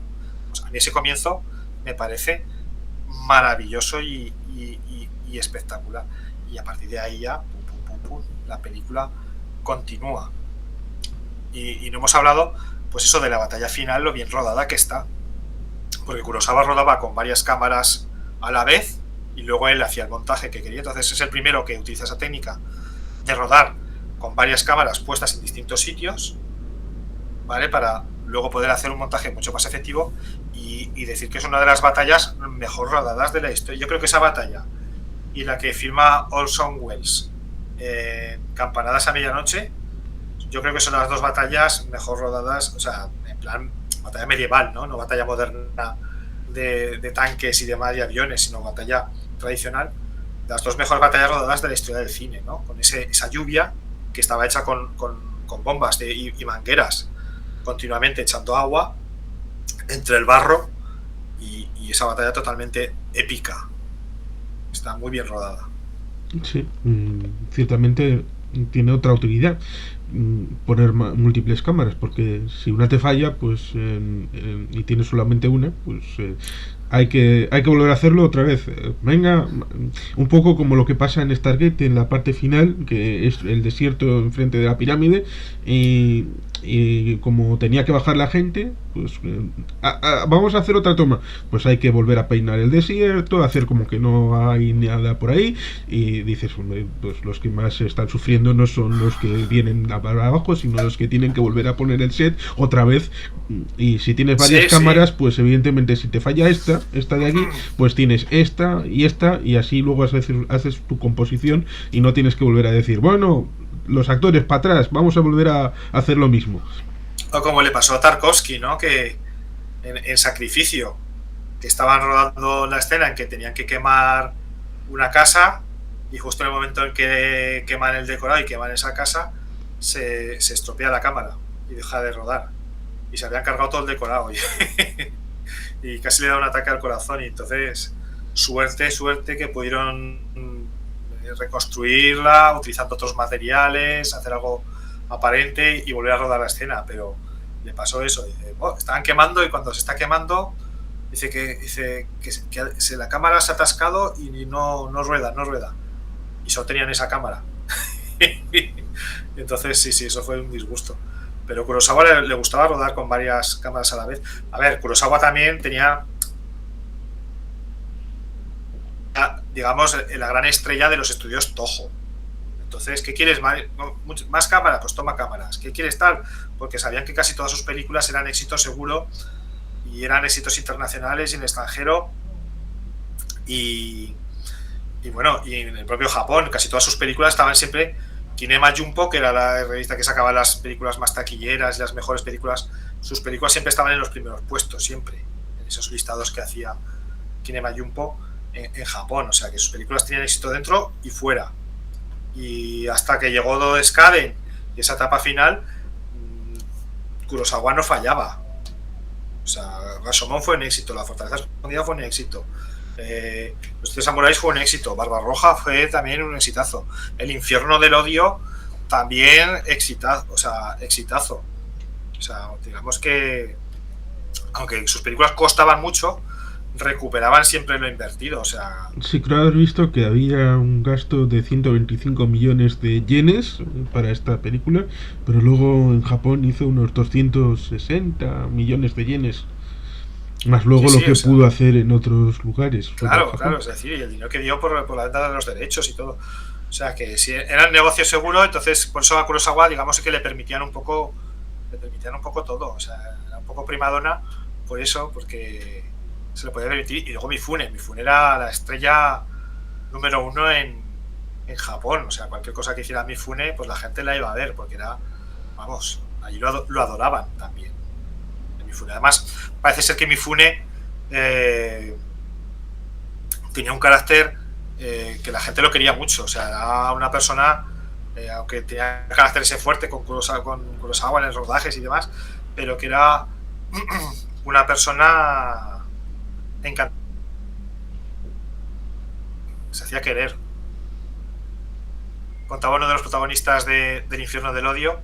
Dice, yo vivía afuera y claro, tenía que coger un tren y Mifune me llevaba todos los días, se esperaba, dice, porque me gustaba, dice, él era como sus personajes, dice, Mifune era puro nervio, no podía estarse quieto, era siempre polvorilla que dicen, ¿no? Dice, yo que me gusta, pues después de la interpretación me duchaba, me cambiaba, me quitaba el maquillaje y tal, y cuando salía de mi caseta, dice, ya estaba en Mifune con el coche en marcha, esperándome, ¿no? Y para llevarme a la estación. Dice, me llevaba todos los días. Dice que yo era un don nadie en aquel momento. Y montaba yo en el coche y salía pitando a no sé cuántos por hora tal para dejarme en la estación. Y en cuanto no había hecho yo más que bajarme el coche y ya había arrancado y se había alargado. Dice, pero como si tuviera prisa, ¿no? Dice, pero todos los días estaba yo el hombre como puntual esperándome para llevarme a la estación para que no pudiera. Entonces era una persona que sí, que era muy amable, que se dividía mucho por los demás y allí era una estrella. Y bueno, y también lo llamaron para trabajar en Estados Unidos, ¿no? En algunas películas, en algunos westerns y en algunas películas que también hizo en el extranjero porque empezó a ser también muy popular fuera. Bien, pues creo que más o menos lo podemos dejar por aquí. Solo eso, recomendar que la gente se acerque a estas películas, especialmente a Los Siete Samuráis, porque igual la gente conoce más otros productos, los hijos y nietos, pero hay que ir al material fuente y por tanto aquí está Los Siete Samuráis, Akira Kurosawa, 1934. Sí. Decir que si alguien está interesado también en el cine de Akira Kurosawa, que hay un libro estupendo que es este, El Emperador y el Lobo, que yo creo que es el mejor libro que hay en español editado sobre Kurosawa, que de Kurosawa y Mifune, de los dos, no solamente de las películas que hicieron ellos dos juntos, sino también habla de otras películas que hizo Mifune con otros directores y demás. Es un libro súper completo donde analiza todas las películas y muy bien escrito, muy ameno, muy entretenido. Entonces, si alguien quiere seguir introduciéndose en el cine de estos dos genios, este libro es una maravilla, o sea que yo lo recomiendo. Ahora está reeditado con otra portada, pero el título es el mismo, es de Stuart Galbraith IV, La vida y películas de Kurosawa y Mifune, El Emperador y el Lobo, que es el apodo que tenían ellos dos. A Mifune, por esa forma de actuar tan visceral, lo llamaban el Lobo, y a Kurosawa lo llamaban Tenno, el Emperador, por esos modos tan autoritarios que tenía a veces de dirigir, ¿no? Y que tampoco tan mal entienden en Occidente cuando vino a dirigir en Estados Unidos lo de Tora. Entonces, si a alguien se interesa, que se pille ese libro, que es uno de los mejores libros de cine que he leído y fundamental. Hay uno de Donald Ritchie. Donald Ritchie es el principal especialista sobre Kurosawa y tiene un libro especialmente dedicado a él, sobre sus películas, pero que no está editado en español. Solamente está en inglés, pero en español este es el mejor que hay. Y que se acerquen a tu canal, que también tienes un vídeo sobre Los Siete Samuráis. Sí, y en breve, lo que pasa es que este lo quiero editar y hacer un poquito mejor, que estoy aprendiendo a editar vídeos. En breve voy a hacer un vídeo sobre El Infierno del Odio, que es la última película que hemos visto en el canal de debate de Telegram sobre cine. Y pues voy a hacer un vídeo también explicando un poquito El Infierno del Odio, que es esta película de cine negro, porque Kurosawa no solamente hacía películas de samuráis, hacía películas de tipo social, dramas sociales. Vivir es una estupenda película, un drama social. Ikiru, ¿no? Ikiru, sobre el sentido de la vida, sobre la muerte, que ha tenido un remake hace poco también, que estuvo participando en la última edición de los Oscars.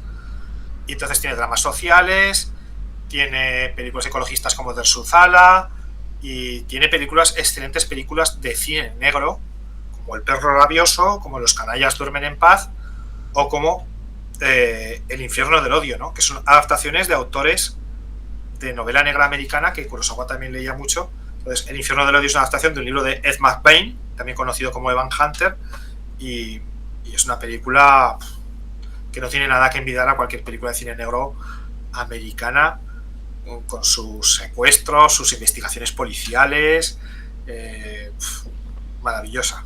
Sí, que es precisamente el equivalente a lo que decíamos de John Ford, que es mucho más que un director de westerns, con lo cual ciertamente hay que pasar el cliché y profundizar. Y como Correcto. decimos habitualmente, pues creo que volveremos. A ver, yo eso tengo muy complicado, pero en cuanto pueda, sí. Ahora estoy pasando una etapa en mi vida muy complicada porque tenemos muchas cosas pendientes. Mi pareja es escritora, está ahora en plena promoción de su segundo libro y no paramos, yendo de feria del libro en feria del libro y de acto en acto. Hace poco estuvimos en la FNAC, ayer estuvo precisamente en la FNAC presentando su segundo libro, de aquí de Zaragoza. Y bueno, pero si se puede en algún momento, pues a mí no, encantado de volver a participar en estas conversaciones de cine. Bien, pues muchas gracias y eso. Volveremos. Exactamente. Adiós.